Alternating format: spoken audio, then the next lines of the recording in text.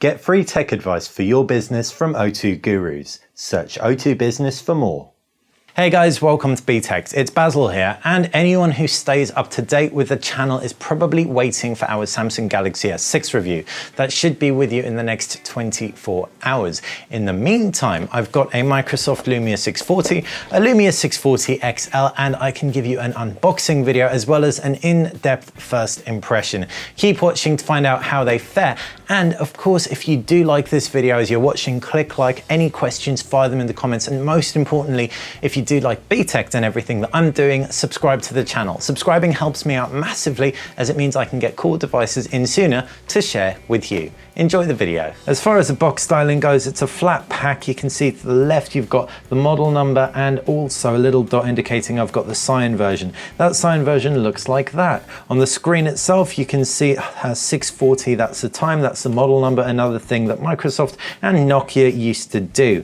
You've also got the key information on the back of the box as to what is inside. So Microsoft Lumia 640 LTE packs phone, battery, power and instructions available in 4 colors: blue, orange or cyan, orange, white and black. In addition, Windows Phone 8.1 on board, Qualcomm Snapdragon 400 processor and a QR code, because everyone loves a QR code.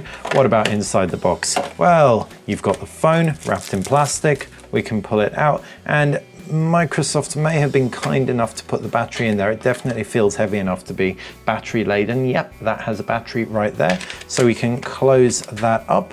We can power it up and put it to one side as we take a look at the rest of the box contents. We can see you've got the quick guide, simple enough, as well as power. Standard power brick, no USB cable, just plugs right in, cost-effective measure right there.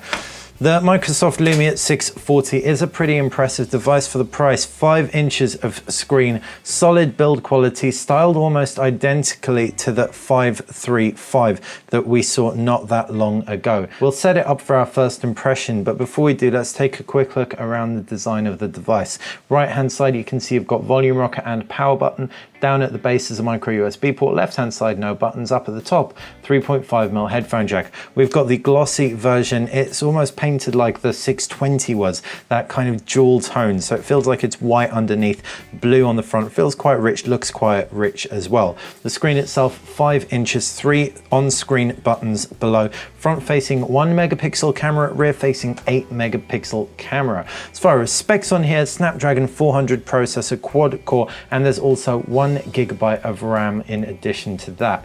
You can also expect LTE, like I said, so for a phone of this kind of price point, LTE is a pretty impressive offering and isn't on too many phones, especially not too many phones with 720p displays. Running Windows Phone 8.1, we anticipate good performance, but now let's deep dive into that user interface. This is the latest release of Windows Phone 8.1. It isn't available on any other devices, so any 640 or 640 XL owners should feel very special. Surface level changes are pretty minimal though, it has to be said. Jump into settings, for example, and you can see these are categorized: personalization, accounts, system, and that's a really nice touch that helps cut through all those words. Fundamentally though, you still have your start menu, your applications, and you can multitask by long pressing back, and you can search by pressing the search bar, and that activates Cortana, Microsoft's digital voice assistant. Pull down, you've got that notification bar which you can dismiss, and that can also illustrate that I can open and close the actual toggles at the base. Pull down again, you've got some quick toggles which you can customize. Currently I've got it set to Wi-Fi, Bluetooth, etc. And the notifications can all be swiped out of the way. I can close all that, swipe them out of the way, organize all your applications into folders. You can pin applications to the home screen or the start menu, and that's that.